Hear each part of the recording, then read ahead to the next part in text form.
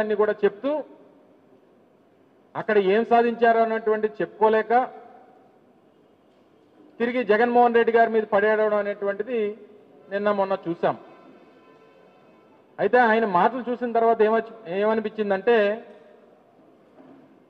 బాప్ ఏక నంబరి బేటా 10 నంబరి.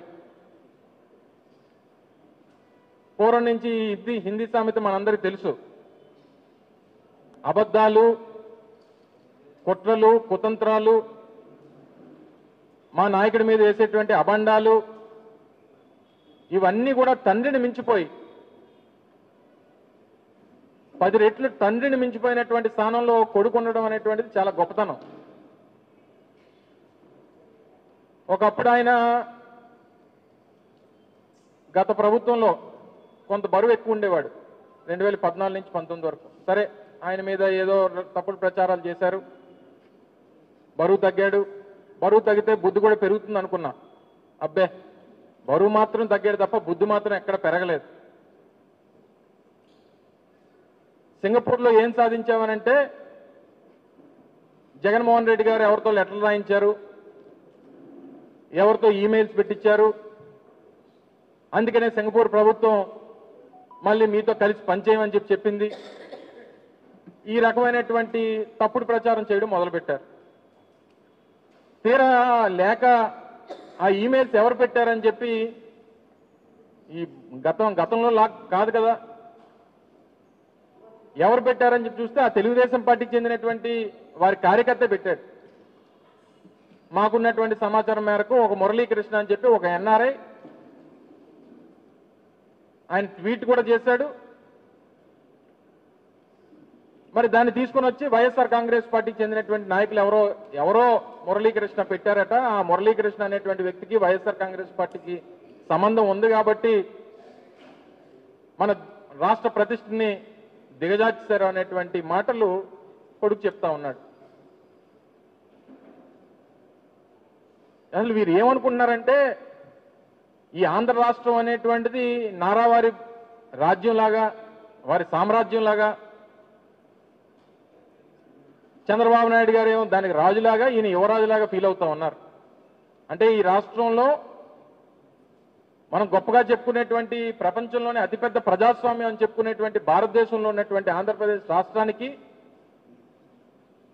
భారతదేశ ప్రజాస్వామ్యానికి సంబంధం లేదు. ఇక్కడ ఏ చట్టం చేసినా, ఏమి అమలు చేసినా, ఏం మాట్లాడినా, ఏ కార్యక్రమాలు చేసినా అది మా నారావారి రాజ్యాంగం, రెడ్ బుక్ రాజ్యాంగం అనేటువంటి విధంగా వీరు మాట్లాడుతున్నటువంటి తీరు మనం చూస్తూ ఉన్నాం.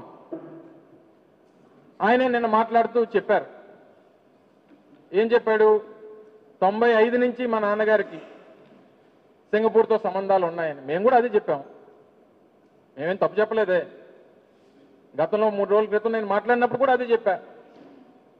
మీ నాన్నగారికి సింగపూర్తో సంబంధాలు ఉన్నాయనే చెప్తున్నాం. దాన్ని మీరు రాటిఫై చేశారు. సరే, ఎన్నిసార్లు వెళ్ళారంటే 58 సార్లు వెళ్ళారు 95 నుంచి 2025 వరకు. అంటే 30 సంవత్సరాల్లో 58 సార్లు వెళ్ళారు. అందరూ ఏమనుకున్నారు? పెట్టుబడులు పెట్టడానికి వెళ్ళారు, పెట్టుబడులు తీసుకురావడానికి వెళ్ళారని చెప్పి పెట్టుబడుల కోసం అంటే ప్రజలు ఏమనుకుంటారు? పెట్టుబడులు తీసుకురావడానికి వెళ్ళారు అనుకుంటారు. తప్పు. ఈయన సంపాదించినటువంటి అవినీతి సొమ్ముని పెట్టుబడులు పెట్టడానికి వెళ్ళాడు సింగపూర్ ఆయన. నేను ఈరోజు సవాల్ చేస్తా ఉన్నా ముఖ్యమంత్రి గారి కొడుక్కి సవాల్ చేస్తా ఉన్నా. 2014-19 మధ్యలో మీరు చేసుకున్నటువంటి సింగపూర్తో చేసుకున్నటువంటి కన్సార్టియం ఏదైతే ఉందో అందులో 1691 ఎకరాలు సీడ్ క్యాపిటల్ ఏదైతే మీరు ప్రతిపాదించారో అందులో ఈ రాష్ట్ర ప్రభుత్వం, ఆ రోజు ఆంధ్రప్రదేశ్ రాష్ట్ర ప్రభుత్వం 12,000 కోట్ల రూపాయలు పెట్టుబడులు పెట్టడానికి, పెట్టుబడులు పెట్టేదేమో రాష్ట్ర ప్రభుత్వం, 58% వాటా ఏమో సింగపూర్కి సంబంధించినటువంటి సంస్థలకేమో 58% వాటా. వాళ్ళు ₹1 పెట్టుబడి పెట్టరు. టర్నోవర్లో మాత్రం 91.5% ఆ సింగపూర్ వాళ్ళకి, 8.5% మాత్రమే రాష్ట్ర ప్రభుత్వానికి. ఎక్కడన్నా ఉందండి? ఇది పెద్ద స్కామ్ కాదా? దీని మీద చర్చకి తండ్రి కొడుకులు సిద్ధమని అడుగుతా ఉన్నాం వైఎస్ఆర్ కాంగ్రెస్ పార్టీ తరఫున. మొత్తంగా నీ బిజినెస్ పార్ట్నర్ ఈశ్వరంతో ఎవరైతే సింగపూర్లో మొన్నటి వరకు జైలు జీవితం గడిపినటువంటి ఈశ్వరన్ను నీకు బిజినెస్ పార్ట్నర్ కాదా? 2014-19 మధ్యలో ఎన్ని మార్లు ఆయన్ని ఈ ఆంధ్ర రాష్ట్రానికి తీసుకొని వచ్చావు? తరువాత 2021లో ఆయన్ని ఎందుకు అరెస్ట్ చేశారు? ఒక అవినీతి పరుడు అని చెప్పి ఆయన మీద ఆ ఎలిగేషన్స్ వచ్చి అవి రుజువైతే ఆయన అరెస్ట్ చేసినటువంటి మాట వాస్తవం కదా? అటువంటి వ్యక్తితో మీకున్నటువంటి సాన్నిహిత్యం ఉందా లేదా అనేటువంటిది ఎవరికైనా అనుమానాలు ఉన్నాయా? ఇన్ని కార్యక్రమాలు, ఇన్ని తప్పుడు కార్యక్రమాలు చేసి మళ్ళీ ఇంకా సింగపూరు దావోస్ అని చెప్పి నువ్వు మాట్లాడుతూ ఉంటే ఏం సాధించారు ఈ 15 మాసాల్లో చెప్పండి. నువ్వు సింగపూర్లో వెళ్ళి మాట్లాడినటువంటి 3 పోర్టుల నిర్మాణం వైఎస్ఆర్ కాంగ్రెస్ పార్టీలో జరిగింది.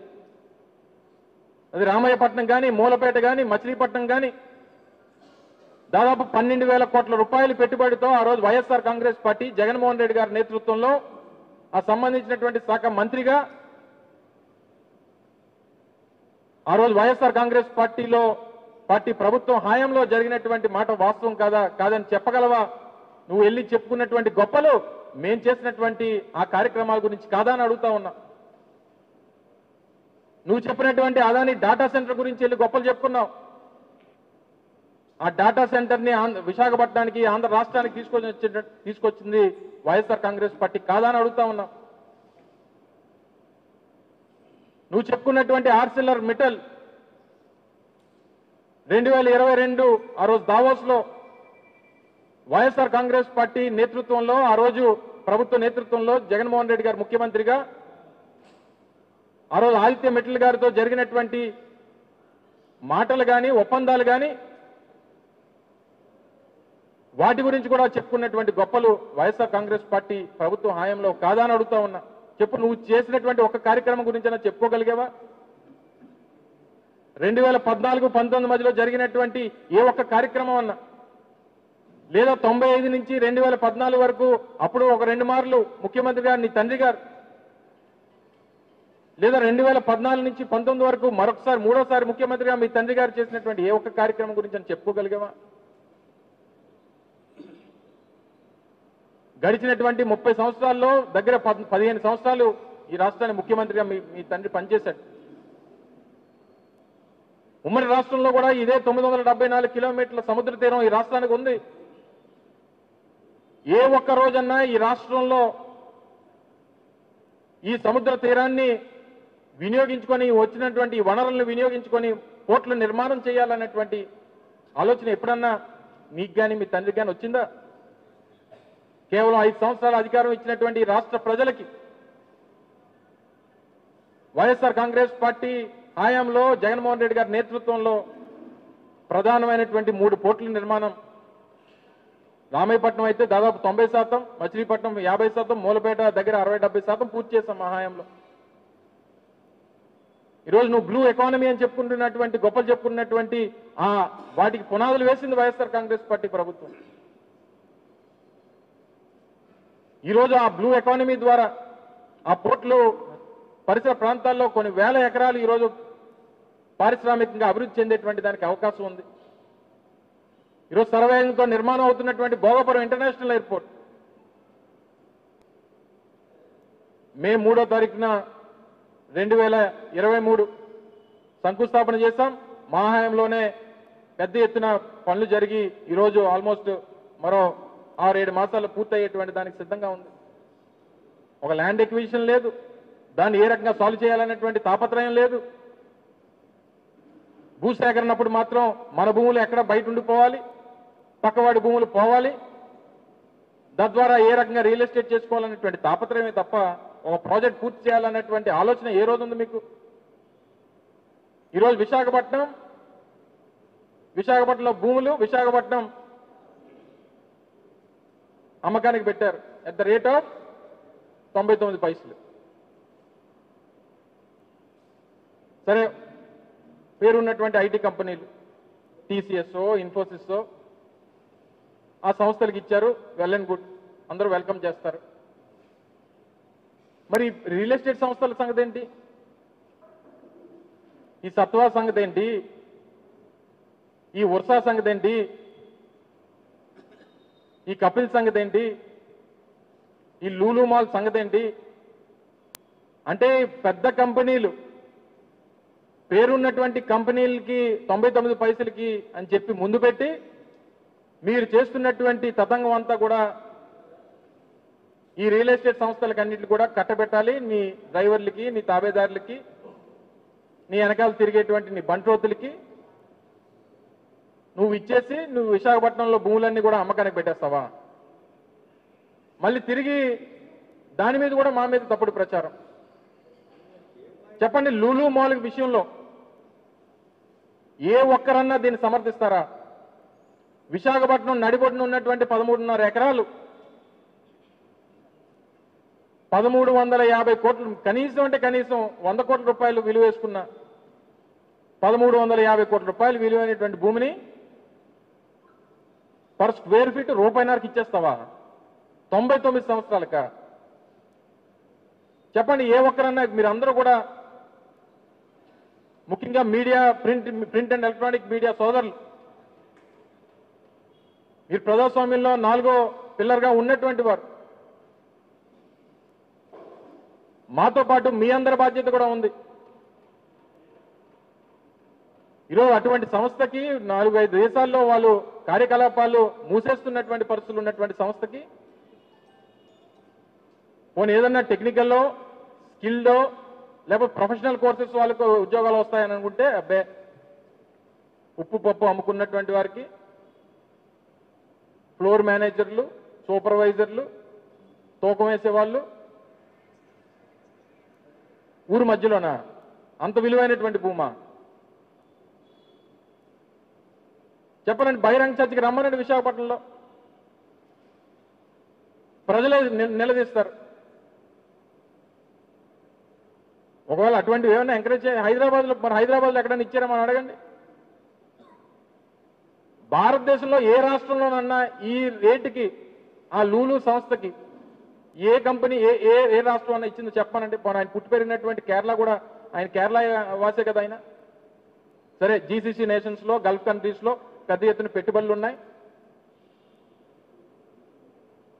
ఏ రాష్ట్రం అన్నా ఇచ్చిందని చెప్పండి. పక్కన ఉన్నటువంటి తెలంగాణ ఇచ్చిందేమో అడగండి.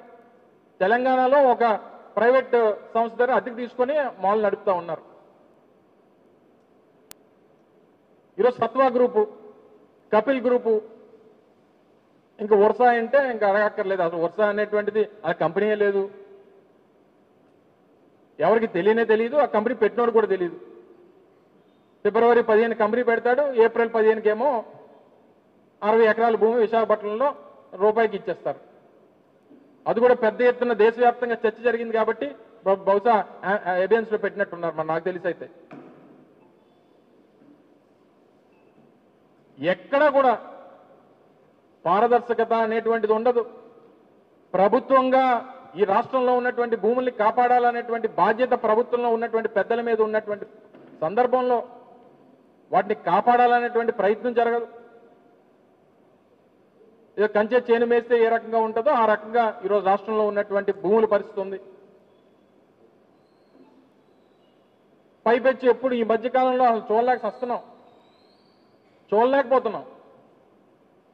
కమల్ హాసన్ గారు దశావతారం సినిమాలో 10 అవతారాలు వేశాడు. మీరు అందరూ చూసుంటారు, ఫేమస్ మూవీ. 10 రోల్స్. నిన్న ముఖ్యమంత్రి గారు చంద్రబాబు నాయుడు గారు నిన్న గండికోట వెళ్ళారు. హెలికాప్టర్ దేడమే ఆటో ఎక్కాడు. ఆటోలో కూర్చున్న డ్రైవర్కి మైక్ ఉంటుంది, ఈయనకి మైక్ ఉంటుంది. కానీ అనుకోకుండా హెలికాప్టర్ దగ్గరికి ఆటో వస్తుంది. మనుషుల్ని అలౌ చేయరు హెలికాప్టర్ దిగినప్పుడు. కానీ హెలికాప్టర్ ల్యాండ్ అయ్యేసరికి పక్కన ఆటో ఉంటుంది. ఈయన బండి దిగి హెలికాప్టర్ దిగి ఆటో ఎక్కుతాడు. ఆటోలో ఇద్దరు మాట్లాడుకుంటూ వెళ్తారు. అదొక ఎపిసోడ్. మొన్న ఎక్కడో వెళ్తూ మన నాయ బ్రాహ్మణ్ సోదరులు ఈయన వెళ్తూ వెళ్తూ కాన్వే వెళ్తూ వెళ్తూ అనుకోకుండా ఆగుతాడు అక్కడ. పాపం కటింగ్ చేసే నాయ బ్రాహ్మణ్ సోదరుడికి మైక్ ఉంటుంది, అనుకోకుండా దిగినటువంటి మన ముఖ్యమంత్రి గారికి మైక్ ఉంటుంది. మరి ఎలా ఉంటుందో. మరి మొన్న ఇంకో కుటుంబం దగ్గరికి వెళ్ళాడు, ఆయన పాపం చెప్పులు కుట్టేవాడు అనుకుంటా.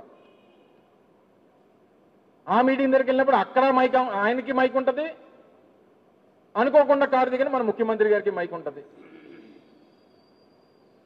నాకు తెలిసి దక్షిణ భారతదేశంలో కమల్ హాసన్ గారిని మించినటువంటి అంటే అన్ని రోల్స్ వేసినటువంటి యాక్టర్ ఎవడో లేడు. మరి ఆయన బీటౌట్ చేయాలనుకుంటున్నాడేమో ముఖ్యమంత్రి చంద్రబాబు నాయుడు గారు. ఆయన లోకనాయకుడు అని అంటారు ఆయన్ని, ఈయన లోక మాయకుడు. ఈయన అందరినీ మాయ చేయడం ఎలాగా అంటే ఇది అంతా ఏమనుకుంటారో అసలు ఏంటి, ప్రజలు ఏమన్నా అనుకుంటారా లేదా అనేటువంటిది అసలు కొంచెం కూడా అంటే ఎవరు ఏమనుకుంటారు అనేటువంటి దానికి అసలు దానికి అవకాశం ఇవ్వరు వారు. అందుకే చెప్పా, ఇప్పుడు ఆయన్ని మించిపోయాడు కొడుకు. ఇందా మొదట్లో చెప్పినప్పుడు బాప్ 1 నెంబరు,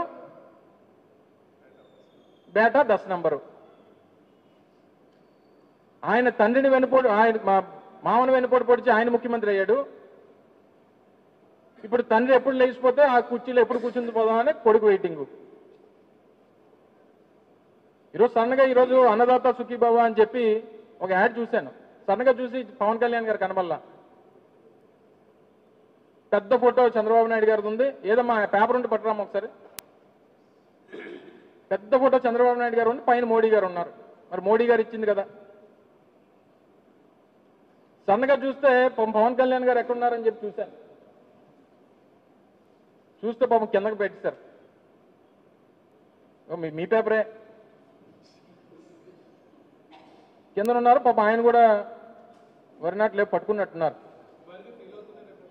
ఏదమ్మా సరే, ఎవరెవరు ఫీల్ అవుతారో ఫీల్ అయిన తర్వాత తెలుస్తుంది అందరికి. కానీ ఏదేమైనప్పటికీ ఇప్పుడు ఫోకస్ అంతా తండ్రి కొడుకులు, పబ్లిసిటీ, ఏ రకంగా మనం మార్కెట్ చేసుకుందాం అనేటువంటి దాని మీదతో పాటు అలా విశాఖపట్నం స్టీల్ ప్లాంట్ మీద నిన్న మా పార్లమెంట్ సభ్యులు, రాజ్యసభ సభ్యులు సుబ్బారెడ్డి గారు ఒక లేఖ రాశారు, ఒక క్వశ్చన్ వేశారు పార్లమెంట్లో. స్టీల్ ప్లాంట్ సంగతి ఏంటి, డిజిన్వెస్ట్మెంట్ ఎంత, దీనికి సపోర్ట్ చేశారు, ఇవన్నీ వేసినప్పుడు క్లియర్గా మెన్షన్ చేశారు. డిజిన్వెస్ట్మెంట్కి మా ప్రభుత్వం కట్టుబడి ఉంది. 2021 సంవత్సరంలో అప్పుడు కేంద్ర ప్రభుత్వంగా మేము తీసుకున్నటువంటి నిర్ణయానికి కట్టుబడి ఉన్నామని చెప్పి, అంటే ప్రైవేటైజేషన్కి మేము కట్టుబడి ఉన్నామని చెప్పి కేంద్ర ప్రభుత్వం సమాధానం చెప్పింది. నిన్నటికి నిన్న 5200 మందిని స్టీల్ ప్లాంట్లో కాంట్రాక్ట్ అవుట్సోర్సింగ్ బేసిస్లో పనిచేస్తున్నటువంటి వారిని 5200 మందిని తీసేశారు. ఏం సమాధానం చెప్తుంది ఈ ప్రభుత్వం? ఓ పక్కేమో 20 లక్షల మందికి ఉద్యోగాలని, 15 మాసాలైంది, ఒక్కడికి ఉద్యోగం లేదు, ఏ ఒక్కరికి అవకాశం లేదు. నిన్న మీరు ఫోకస్ చేయలేదు కానీ నిన్న ఒక యువకుడు, కాంట్రాక్ట్ కార్మికుడు సూసైడ్ చేసుకున్నాడు స్టీల్ ప్లాంట్. నిన్న ఒక కాంట్రాక్ట్ కార్మికుడు ఉద్యోగం పోయింది, నా భవిష్యత్ ఏంటి, నా పరిస్థితి ఏంటి, నా కుటుంబం పరిస్థితి ఏంటి అని చెప్పి నిన్న ఆత్మహత్య చేసుకున్నాడు ఒక కాంట్రాక్ట్ కార్మికుడు. ఆ కుటుంబానికి ఆ బిడ్డను ఎవరు తీసుకొని వచ్చిస్తాడు? మీరు చేసినటువంటి మోసం కాదా? మీరు ఇచ్చినటువంటి తప్పుడు హామీలు కాదా? మళ్ళీ ఒక పక్కేమో నిన్న ముఖ్యమంత్రి గారు మాట్లాడుతూ హైటెక్ సిటీ అంటే నేనే, సత్య నాదెల్ అంటే నేనే, మైక్రోసాఫ్ట్ అంటే నేనే. ఈయన 95లో ముఖ్యమంత్రి అయ్యాడు, మామగారిని వెన్నుపోటు పొడిచి. ఎప్పుడో 98లోనో 99లోనో ఎప్పుడో బిల్ గేట్స్ని కలిశాడు ఈయన. అప్పటికే సత్యనాదల్ గారు 95లోనే అమెరికా వెళ్ళిపోయాడు. మరి ఈయన్ని చూసి ఎప్పుడు నేర్చుకున్నాడో, ఎప్పుడు మైక్రోసాఫ్ట్లో జాయిన్ అయ్యాడో, మరి ఎప్పుడు చదువుకున్నాడో, చంద్రబాబు నాయుడు గారు చెప్పిన చదువు ఎప్పుడు నేర్చుకున్నాడో. పాప ఆల్పరం ఎందుకు తీసేస్తావు? ప్రపంచంలోనే దిగ్గజ సంస్థలు, అటువంటి సంస్థలకి అలా మన భారతదేశం, ముఖ్యంగా మన తెలుగు వాడు ఉండడం మన గర్వకారణం. ఇంకా ఈ జాకీలు పెట్టి లేపడం, సెలవు డబ్బాలు కొట్టుకోవడం, సొంత మార్కెటింగ్ చేసుకుని మన గురించి నలుగురు చెప్పుకోవాలి తప్ప మన గురించి మనం చెప్పుకుంటే ఏమంటారు దాన్ని? నీ గురించి ఎవరు చెప్తారు? నీ కొడుకు చెప్తారు. నీ కొడుకు గురించి ఎవరు చెప్తారు? నువ్వు చెప్తావు. కానీ ప్రజలు ఎవరు చెప్పుకోడు. ఎవడన్నా ఏదైనా మాట్లాడితే ఈ 175 నియోజకవర్గాల్లో ఉన్నటువంటి వైఎస్ఆర్ కాంగ్రెస్ పార్టీ నాయకుల్ని ఎలాగా ఇబ్బంది పెట్టాలి, ఎలాగ అరెస్టులు చేయాలి, ఎవరిని మాట్లాడకుండా ఏ రకంగా చేయాలి, ఎలా కేసులు పెట్టాలి, ఎలా ప్రజలను తప్పుదోవ పట్టించాలి, మనం చేసినటువంటి మోసాన్ని ఎలా కప్పుపుచ్చుకోవాలి, ఈ తాపత్రయం తప్పితే పరిపాలన, ప్రజలు, పేదవాడు, వాడి కష్టం ఇవన్నీ మనకు అనవసరం. ఆ P4 అంటాడు. ఆ P4 అంటే ఎవరికి తెలియదు. ఆ P4 విధానం ఏంటో తెలియదు. పోనీ మనకు తెలియదు సరే, ప్రజలకు తెలియదు సరే, ఆ విధానం పెట్టినటువంటి ముఖ్యమంత్రికి తెలియదే. ఇది గొప్పతనం. చంద్రబాబు నాయుడు గారిని కూర్చోబెట్టి అడగండి వాళ్ళ P4 అంటే ఏంటో. పాపం మా వెంకటరామయ్య గారికి ఆటోనగర్లో చిన్న సైట్ ఉంది. ఈ ఎంటర్ప్రినర్స్ అందరికీ కూడా రోజు మెసేజ్ పెట్టినారు, P4లో లాగిన్ అవ్వండి, P4లో లాగిన్ అవ్వండి అని. పాపం ఈయన 4 సార్లు నుంచి అడుగుతున్నాడు మా ఎమ్మెల్యే గారు, మాజీ ఎమ్మెల్యే గారు. అలా P4 అంటే ఏంటి, అందులో ఏమి మేము రికార్డ్ అవ్వాలంటే లేదు రికార్డ్ అవ్వాలంటే మీరేం చేయక్కర్లేదు అని చెప్తున్నారు. అంటే యోగాంధ్ర సర్టిఫికేట్లా ఉంటాయి మాట ఇది. మీరు యోగా చేయక్కర్లేదు, యోగా పేరిస్తే చాలు మీకు సర్టిఫికేట్ వచ్చేస్తుంది. ఏమనంటే విధ్వంసం, ఆంధ్రప్రదేశ్ రాష్ట్రంలో జగన్మోహన్ రెడ్డి గారి నాయకత్వంలో విధ్వంసం అయిపోయింది అనేటువంటి తప్పుడు ప్రచారం. ఇండస్ట్రీస్ రాలేదు, పారిశ్రామిక అభివృద్ధి జరగలేదు. GSDP growth rate తీమనండి. 2018-19 పరిస్థితులు ఏంటి, చంద్రబాబు నాయుడు గారు ముఖ్యమంత్రిగా దిగిపోయేటువంటి సమయానికి 2019-24 అంటే జగన్మోహన్ రెడ్డి గారు దిగిపోయేటువంటి సమయానికి గ్రోత్ రేట్ ఏంటి అనేటువంటిది. కంట్రీస్ యావరేజ్ గ్రోత్ రేటు 8.13% ఉంటే ఆంధ్రప్రదేశ్ గ్రోత్ రేటు 2024కి 11.8% ఉంది. అంటే విధ్వంసం జరిగిపోతే గ్రోత్ రేట్ ఎలా పెరిగిపోతుంది?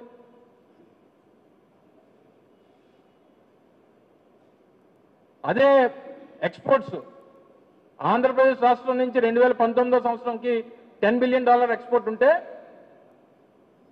2024 వచ్చేసరికి జగన్మోహన్ రెడ్డి గారి నేతృత్వంలో $20 బిలియన్ ఎక్స్పోర్ట్ స్థాయికి రీచ్ అయింది. అంటే కోవిడ్ పరిస్థితులు కూడా అధిగమించి 2 సంవత్సరాల పాటు పూర్తిగా మార్కెట్ డౌన్ఫాల్లో ఉన్నప్పుడు అయినా సరే అన్ని అధిగమించి ఆ రోజు ఆ పరిస్థితి తీసుకొని వచ్చాం.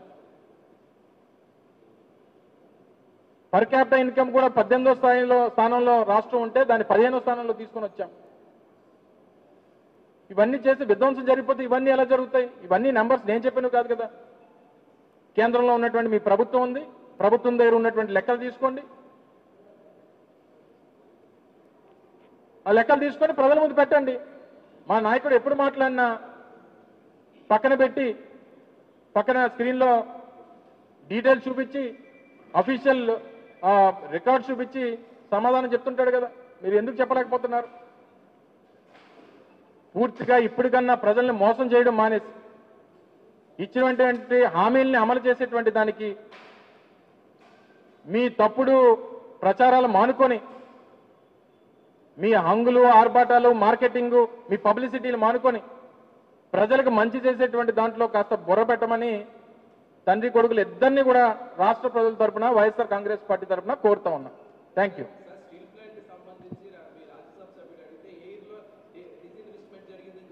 ఏ ఇయర్లో జరిగిందని చెప్పలేదు.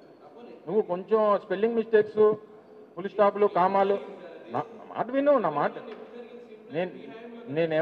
నేను చెప్పిన దానికి ఫుల్ స్టాప్లు, కామాలు కొంచెం పెడుతుండు. నువ్వు పేపర్లో కూడా, ఆంధ్రజ్యోతిలో కూడా అలాగే రాయాలి కూడా. నేను చెప్పింది నువ్వు అడిగిన క్వశ్చన్, నేను చెప్పిన సమాధానం కూడా 2 రాయాలి. ఎందుకంటే అది అఫీషియల్ రికార్డు. బాబు అది ప్రింట్ తీసి ఒకసారి మన ఆర్కేకి ఇవ్వమ్మా. అందులో అడిగింది ఏంటంటే మీరు డిస్ఇన్వెస్ట్మెంట్ మీ ప్రపోజల్ ఉందా లేదా అనేటువంటిది అడిగారు. అడిగిన దానికి 2021 సంవత్సరంలో ఆ రోజు కేంద్ర ప్రభుత్వంలో ఏ నిర్ణయం అయితే తీసుకున్నామో ఆ నిర్ణయానికి కట్టుబడి ఉన్నాం అనేటువంటి సమాధానం చెప్పారు. 2021లో డిస్ఇన్వెస్ట్మెంట్ చేసి లేదు, నిర్ణయం తీసుకున్నారు. అప్పటి నుంచి 2024 వరకు దాన్ని ఆపుకుంటూ వచ్చాం. ఆ పోరాటాలకి జరిగినటువంటి పోరాటంలో ఏ రోజున ఒక్క పోలీస్ అన్న అఖిలపక్షం పోరాటం చేసినప్పుడు ఏ ఒక్క పోలీస్ అన్న వాళ్ళని అడ్డుకున్నారో అడగండి. ఈరోజు కనీసం టెంట్ కూడా లేకుండా చేసింది ఈ కూటమి ప్రభుత్వం. ఆ నిర్ణయం మేరకెళ్ళినా దాన్ని అడ్డుకునేటువంటి ప్రయత్నం మా ప్రభుత్వం చేసింది. ఆ ప్యాకేజ్ దేనికి ఇచ్చారు? ఎవరికి ఇచ్చారో దానివల్ల ఎవరికి లాభం వచ్చిందో ఒకసారి వెళ్ళి నువ్వు ఏబిఎన్ మైక్ తీసుకుని వెళ్ళి వాళ్ళ ముందు పెడితే దాని సంగతి చెప్తారు. మొన్న మీ వారం వారం పలుకులు ఉంటాయి కదా, వారం వారం ఆర్కే పలుకులు ఉన్నాయి కదా, అందులో ఏం చెప్పాడు? చంద్రబాబు నాయుడు గారికి 75 సంవత్సరాలు, ఇప్పుడు మళ్ళీ ఎన్నికలకు వచ్చేసరికి 80 సంవత్సరాలు వస్తాయి, అప్పటికి ఆయన ఏమవుతారో తెలీదు, సో ఆ సీటు కోసం లోకేష్ గారు తాపత్రయపడుతున్నారు అనేటువంటిది, ఇవన్నీ కూడా ఈ కుర్చీ కోసం జరుగుతున్నటువంటి వేట అంతా కూడా మీ మీ మీ యజమాని గారిని అడిగి చెప్తారు. ఆ విషయాలు కూడా ఒకసారి వాటితో పాటు ఇవి కూడా చూపించమనండి. చెప్పండి. అది రొటీన్గా సింగపూర్ అని కాదు, మన దగ్గర పూర్వం ఒక సామెత ఉండేది, సింగుడు అద్దంకి వెళ్ళాడని ఒక సామెత, మీకు గుర్తుందో లేదో, పెద్ద నారాయణ గారికి అలాంటి వాళ్ళు తెలుస్తుంది. అలాగా చంద్రుడు సింగపూర్ వెళ్ళాడనేది కొత్త సామెత, అది కామన్. అది ఇది ఏంటంటే సింగపూర్ కాదు, ఏ దేశమైనా తీసుకో, ఇన్వెస్ట్మెంట్ జీరో, పబ్లిసిటీ 100%. వాళ్ళు వెళ్ళేది కూడా నాకు అర్థం కాదు ఏంటంటే, సహజంగా నేను మినిస్టర్గా ఉన్నప్పుడు ఐటీ ఇండస్ట్రీస్, I&I ఇవన్నీ నా పోర్ట్ఫోలియోలో ఉండేవి. నేను ఎక్కడికైనా వెళ్ళినప్పుడు సహజంగా నేను ముఖ్యమంత్రి గారితో వెళ్తే ముఖ్యమంత్రి గారు కొన్ని సమావేశాలు, మేము కొన్ని సమావేశాలు చేసేవాళ్ళం. మొన్న వీరితో పాటు ఇండస్ట్రీస్ మినిస్టర్ కూడా వెళ్ళాడు, ముఖ్యమంత్రి గారు కొడుకు ఇండస్ట్రీస్ మినిస్టర్. నాకు తెలిసి ఇండస్ట్రీస్ మినిస్టర్ గారు ఎక్కడ మాట్లాడిందే లేదు. తీయమనండి, ఎక్కడ రికార్డు తీయమనండి. ఏ ఒక్క అఫీషియల్ మీటింగ్లో అన్నా, ఏ ఒక్క కంపెనీతో అన్నా, ఇండస్ట్రీస్ డిపార్ట్మెంట్కి సంబంధించినటువంటి మంత్రి ఏ ఒక్కరితోనన్నా చర్చలు జరిపేది చెప్పానండి. అంటే లోకేష్ గారు పేపర్లు మోయడానికి వెళ్ళాడు ఆయన. అంటే వీళ్ళిద్దరిదైనా పబ్లిసిటీ, వీరిద్దరికైనా మార్కెటింగు? అంటే రాష్ట్రాన్ని మార్కెట్ చేయడానికి వెళ్ళారా, వీరిద్దరిని మార్కెట్ చేసుకోవడానికి వెళ్ళారా? పక్కన నారాయణ గారు కూడా ఉన్నారు, మరి ఆయన ఎక్కడ మాట్లాడారు నేనైతే ఎక్కడ చూడలేదు. కానీ ఇండస్ట్రీస్ మంత్రి పేరుకి డెలిగేషన్లో ఉంటారు, మున్సిపల్ అడ్మినిస్ట్రేషన్ శాఖ మంత్రి డెలిగేషన్లో ఉంటారు, కానీ అఫీషియల్ మీటింగ్స్లో ఎక్కడ కూడా వారు పార్టిసిపేట్ చేయడానికి వారికి అవకాశం ఉండదు. అంటే ఇదంతా కూడా ఏకఛత్రాధిపత్యం అంటారు కదా, అంటే సకల శాఖలన్నీ కూడా లోకేష్ గారే హ్యాండిల్ చేస్తున్నారు. ఎప్పుడైనా పాపం డిప్యూటీ సీఎం గారు నన్ను ఒక రోజున తీసుకెళ్లారా? దావోస్ తీసుకెళ్లారా? సింగపూర్ తీసుకెళ్లారా? ఎప్పుడైనా తీసుకెళ్లారు చెప్పండి. సరే, మరి అన్నీ వాళ్ళకే వదిలేస్తున్నాం. నేను మాకేం పొలాలు పెట్టాల్సిన అవసరం లేదు.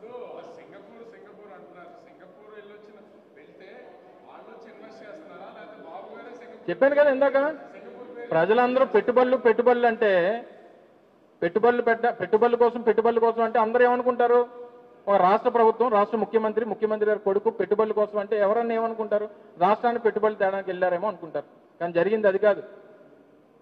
95 నుంచి ఆయనకు ఉంది ఏంటంటే, ఆయన సంపాదించినటువంటి ప్రతి అవినీతి డబ్బు కూడా అక్కడ 5 స్టార్ హోటల్స్ రూపంలోనో, ఇతర ఇన్వెస్ట్మెంట్స్ రూపంలో సింగపూర్లోని పెట్టుబడులు పెట్టడానికి అనేటువంటిది అందరూ తెలిసినటువంటిది. రాజకీయంగా అవగాహన ఉన్నటువంటి ప్రతి ఒక్కరికి తెలుసు. మొన్న కూడా వెళ్ళింది దానికోసం వెళ్ళారు. దాన్ని కొడుక్కి ట్రాన్స్ఫర్ చేయడానికో లేదా కొడుక్కి అప్పచెప్పడానికి వెళ్ళినట్టుగా నేనైతే చూస్తాను. చెప్పు జార్జ్, ఏంటి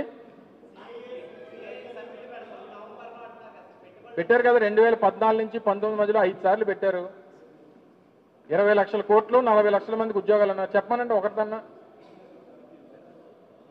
అప్పుడు జరిగినటువంటి సమ్మిట్లో వచ్చినటువంటి పెట్టుబడులు ఏంటి, వచ్చినటువంటి ఉద్యోగాలు ఏంటి ఒకసారి చెప్పానండి. మేము 2023లో మార్చి 3-4 తారీఖులో విశాఖపట్నంలో GIS పెట్టాం. దాంట్లో వచ్చినటువంటి పెట్టుబడులు, జరిగినటువంటి ఇన్వెస్ట్మెంట్స్ మీకు చెప్పగలం. మేము సంవత్సర కాలంలో చెప్పింది వాళ్ళు 5 సార్లు చేశారు. ఇప్పుడు 10 సంవత్సరాలు ఆయన చెప్పానండి. మళ్ళీ ఇప్పుడు ఎన్ని సమిట్లు పెట్టినా ఏం పెట్టినా పెద్ద ఏమి తప్పులుంటే రద్దు చేయరా? ఒప్పందాల్లో తప్పులుంటే రద్దు చేయరా?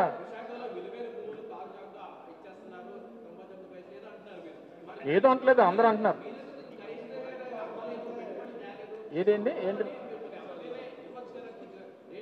ఎవరికి ఇవ్వాలి?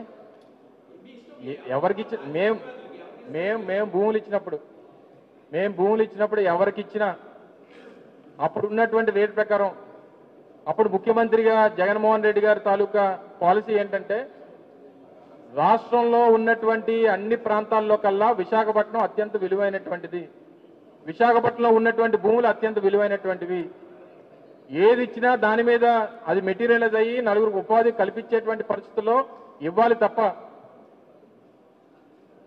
ఎవరు వచ్చినా సరే ఒకటి చెప్పు, వ్యాపారం పెట్టేటువంటి ఏ వ్యక్తి వచ్చినా ఇక్కడ వనరులు లేకుండా అవకాశం లేకుండా ఎవరు రూపాయి పెట్టుబడి పెడతారు చెప్పు? ఎవరు ఇవ్వలేదని ఎవరు చెప్పారు? ఇలా ఒకసారి నువ్వు నీకోసమే తెచ్చాను లిస్టు. అమ్మా ఆ 18 పేజీల లిస్టు తీసుకురమ్మా, ఇక్కడ ఉంది.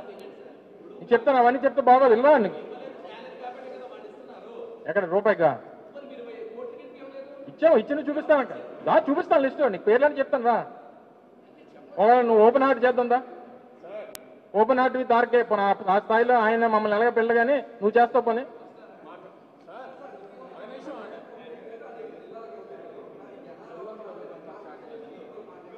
గోతులు తవ్వేమనండి, ఉన్న రోడ్లన్నింటినీ కూడా జేసీబీలు పెట్టి గోతులు గొంతులు తవ్వేస్తే జనం వచ్చేస్తారు. అయినా సరే మీరు జేసీబీలు పెట్టి గొయ్యలు తీసిన 3000 మంది పోలీసులు పెట్టి అడ్డంకులు సృష్టించిన నిన్న నెల్లూరులో ఏ రకంగా ప్రజాభిమానం రోడ్ల మీదకి వచ్చిందో అనేటువంటిది మీరు చూశారు. సిగ్గు లేకుండా ఒక రాష్ట్ర ముఖ్యమంత్రి, రాష్ట్ర హోంమంత్రి పాత వీడియోలు చూపించి అలా పరువు ఎలా తీసుకున్నా నాకు అర్థం కావట్లేదండి. ఏడ చేశారు మీవి కూడా పాత వీడియోలు ఉంటాయి, తీసేయమంటావేంటి? యూట్యూబ్లో అన్ని వీడియోలు ఉంటాయి, పాత రికార్డ్ అయినవి ఉంటాయి, కొత్త రికార్డ్ అయినవి ఉంటాయి, లైవ్ అవుతుంది ఉంటాయి, అన్నీ ఉంటాయి. ఇప్పుడు నేను మాట్లాడింది నువ్వు పాత ప్రెస్ మీట్ తీసుకొని చూపిస్తానంటే చూపించవచ్చు కదా. గ్రీన్ మ్యాట్లు చేస్తారని ఆ గ్రాఫిక్స్ అవి మాకు అలవాట్లేవు, మీకే అలవాటు. 96లో చంద్రబాబు సింగపూర్ వెళ్ళాడు, ఇన్వెస్ట్ చేశాడు. అంటే ఇప్పుడు సింగపూర్ వెళ్తుంది చంద్రబాబు, ఇప్పుడు కూడా అమరావతిలో ఏమన్నా వాళ్ళ చేత వీళ్ళ పేరు మీద ఏమైనా ఇన్వెస్ట్మెంట్ పెట్టించిన అవకాశం ఉందా? అదే కదా నేను దాని మీద ఛాలెంజ్ చేశాను. అమరావతిలో గత 2014-19 మధ్యలో ఆ కన్సార్టియమే పెట్టుబడి ఏమో రాష్ట్ర ప్రభుత్వం పెడుతుంది, వాటాకేమో సింగపూర్ ప్రభుత్వానికి వాటా, సింగపూర్కి ఇన్వెస్టర్స్కి వాటా ఇస్తుంది. వాళ్ళు రూపాయి పెట్టరు, జస్ట్ ప్లాన్ ఇస్తారట, ఐడియాస్ చెప్తారట, 250 కంపెనీలు తీసుకొని వచ్చి పెడతారట. కానీ వారి టర్న్ ఓవర్లో 91.5% వాటా, 8.5% పెట్టుబడి పెట్టినటువంటి రాష్ట్ర ప్రభుత్వానికి ఏమో 8.5% వాటా. మిగిలిన 90% ఎవరిదమ్మా? 8.5% రాష్ట్ర ప్రభుత్వాన్ని చూపించినా ఈ 90% సింగపూర్ అనుకుంటే అమాయకత్వం. ఈ ఈశ్వరన్ చంద్రబాబు నాయుడు గారి కవలలు ఎవరైతే ఉన్నారో అవినీతి కవలలు వీరిద్దరికి సంబంధించింది. సో ఇవన్నీ కూడా చర్చకి రమ్మనండి ప్రభుత్వాన్ని, ప్రభుత్వంలో ఉన్నటువంటి పెద్దల్ని. చాలు థ్యాంక్ యూ. లూలు మాల్కి సంబంధించి ఇప్పటి వరకు 1500 కోట్లు 2000 కోట్లు అని చెప్తున్నారు. అంటే భూమి మాదని ఎవరో కోర్టులో కేసు వేశారు, మీరేమో గత ప్రభుత్వంలో దాన్ని క్యాన్సిల్ చేశారు. పార్టీ వైపు నుంచి ఒకటి మీరు నేను ఇంకోటి కూడా చెప్తా, కన్స్ట్రక్షన్ జరగకుండా కేసులు వేసే అవకాశం. నేను ఇంకోటి చెప్తున్నా క్లియర్గా, ఒక తప్పుడు ప్రచారాన్ని, తప్పుడు ప్రొపగాండాని మేము అధికారంలోకి వచ్చినటువంటి నాటి నుంచి ఆ ఒప్పందం క్యాన్సిల్ అయిన దగ్గర నుంచి మా మీద తప్పుడు ప్రచారం, వాళ్ళని తరిమి కొట్టామనేటువంటి ఒక తప్పుడు ప్రచారం చేస్తున్నారు. మేము ఏ రోజు వారిని వెళ్ళిపోమని చెప్పలా. ఆల్టర్నేట్ ల్యాండ్ ఇస్తాం, ఆల్టర్నేట్ ల్యాండ్ చూపిస్తాం అనేటువంటి మాట చెప్పింది మా ప్రభుత్వం. రామకృష్ణ బ్రీచ్ అనేటువంటిది విశాఖపట్నం నడిబొడ్డున ఉంటుంది, అత్యంత విలువైనటువంటి భూమి, 1500 కోట్ల రూపాయలు విలువైనటువంటి భూమి. ఇక్కడ ఒక హైపర్ మార్కెట్ మీరు పెడితేనో, కన్వెన్షన్ పెడితేనో అన్ని రకాలుగా ప్రజలకు ఇబ్బంది అవుతుంది అనేటువంటి విషయాన్ని చెప్తూ వేరే ఆల్టర్నేట్ ల్యాండ్ చూపిస్తాం, అక్కడ మీరు పెట్టడానికి మీకు ఆసక్తి ఉంటే రండి అని అంటే మాకు వద్దు, మాకు అదే భూమి కావాలి, మాకు చంద్రబాబు నాయుడు అదే చెప్పాడు అన్నాడు. మేము ఎక్కడ చెప్తాం? మా పాలసీలు మాకు ఉంటాయి కదా, ప్రజల తాలూకా ఆలోచనలు మేము దానికి అనుగుణంగా పనిచేయాలి కదా. దీంతో పాటు సరే నేను ఎవరి పేర్లు బయటికి తీయను కానీ ఈ 13.5 ఎకరాల్లో 3 ఎకరాలు ఒక ప్రైవేట్ వ్యక్తి దగ్గర నుంచి భూమి తీసుకున్నారు, తెలుసు కదా మీ అందరికీ. అంటే బోత్ సైడ్స్ రోడ్డు ఉండాలన్నటువంటి లూలు తాలూకా ఆలోచన ఏదైతే ఉందో, వారి అవసరాలు ఏవైతే ఉన్నాయో వాటి అవసరాలకు అనుగుణంగా 2 వైపుల భూమి ఉండాలంటే ఒక ప్రైవేట్ వ్యక్తి దగ్గర నుంచి 3 ఎకరాలు భూమి తీసుకున్నారు. దానికి ఆల్టర్నేట్ ల్యాండ్ విశాఖపట్నం నడిబొడ్డున ఉన్నటువంటి కొన్ని భూముల్ని వారికి ఇచ్చారు, మీకు తెలుసా లేదా? హెచ్ఎస్బిసి పక్కన ఉన్నటువంటి స్థలం, లాసన్స్ బేలో ఒక స్థలం, ఎంబీపీలో ఒక స్థలం, సీతంజార్లో ఒక స్థలం, ఇలా 7 స్థలాలు, నాకు తెలిసి 7 స్థలాలు వాల్యూ కనీసం అంటే కనీసం 400 కోట్లు ఉంటుంది. హెచ్ఎస్బిసి పక్కన ఉన్నటువంటి 10,000 గజాలు కనీసం అంటే కనీసం నాకు తెలిసి 2 లక్షల రూపాయలు గజం ఉంటుంది. 10,000 గజాలు 200 కోట్లు ఉంటుంది. సరే, వారు ప్రభుత్వం తాలూకా ఆలోచనకు అనుగుణంగా, వారి నిర్ణయానికి అనుగుణంగా భూమి ఇచ్చారు. వారు ఎక్కడ నష్టపోలేదు నాకు తెలిసి.